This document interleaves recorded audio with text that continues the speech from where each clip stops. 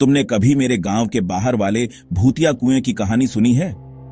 ये वो जगह है जहां बड़े बुजुर्ग हमें जाने से मना करते थे, खासकर सूरज ढलने के बाद। वो कहते थे रात को कुएं के अंदर से अजीब अजीब आवाजें आती हैं, कभी किसी के रोने की, कभी हड्डियां जमा देने वाली हंसी की। लेकिन हमारे गांव का सबसे बहादुर लड़का अर्जुन ये सब बकवास समझता था। एक रात सबको गलत साबित करने के लिए वो अपनी टॉर्च लेकर अकेला ही उस पुराने कुएं की तरफ चल पड़ा।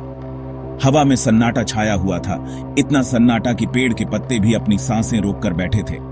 जब अर्जुन कुएं के पास पहुंचा, वो झुका और अपनी टॉर्च नीचे डाली। उसे सिर्फ घुप अंधेरा दिखाई दे रहा था, लेकिन कभी कभी ऐसा लगता था जैसे पानी में कुछ हिल रहा है, जैसे कोई या कुछ पानी के नीचे तैर रहा हो। अचानक ठीक पीछे से उसने किसी को अपना नाम फुसफुसाते सुना, अर्जुन। वो घूम गया, उसका दिल जोर जोर से धड़क रहा था। वहां कोई नहीं था। उसके हाथ कांप रहे थे जब उसने अपनी टॉर्च वापस कुएं में डाली।